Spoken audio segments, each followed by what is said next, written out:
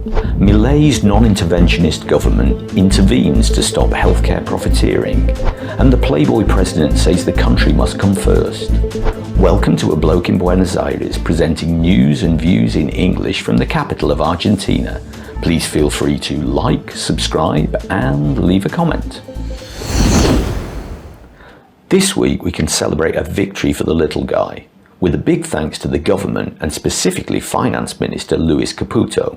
Since President Milei's mega decree back in December deregulated everything and removed price controls, some sectors have seen that as giving a green light for private companies to shake down the population. This has been felt most acutely in the private healthcare sector.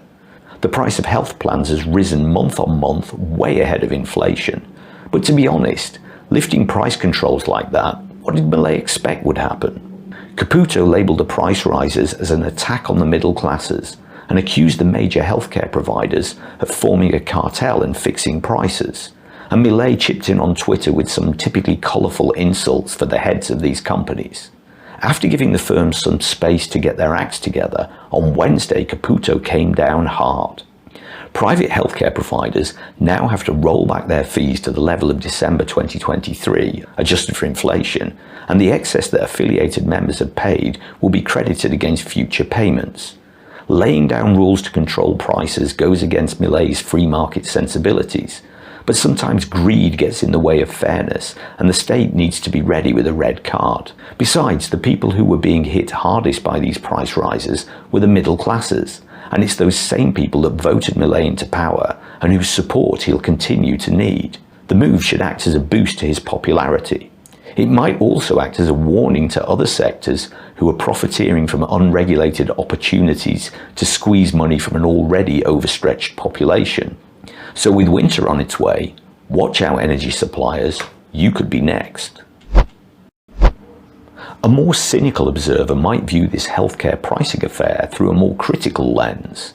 A classic case of gaslighting from the right-wing playbook. It goes like this. The healthcare companies want to double their prices, which the population won't accept.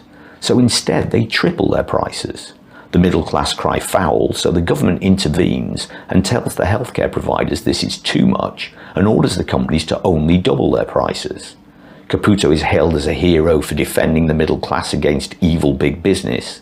The people feel they've won some kind of victory by achieving a lower price increase, while the healthcare providers get to double their prices, which is exactly what they wanted in the first place.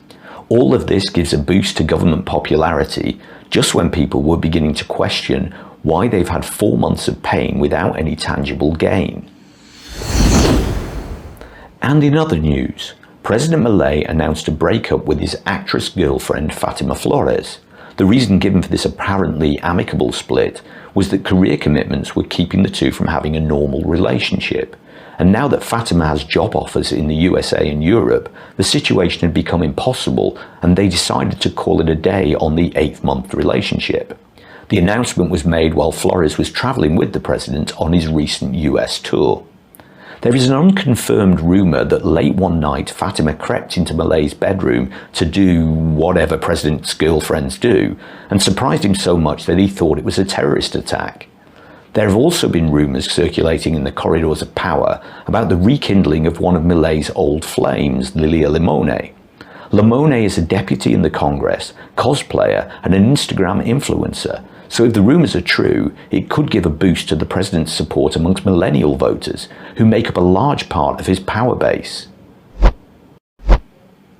Every news report has some kind of bias, and it's often frustratingly difficult to get a balanced view. Ground News is a website and app that gathers all the world's media in one place so you can compare coverage. Ground News lets you see the story behind the story, using data-driven analysis that looks at things like the political bias, reliability, and ownership of news outlets. To get a 40% discount off a subscription to Ground News, click on the link in the description below. Thanks for watching. If you liked the video, please give it a like, and subscribe to see more similar content. And if you want to support the channel, you can buy me a coffee in the link below. And until next time, que tengas un buen día.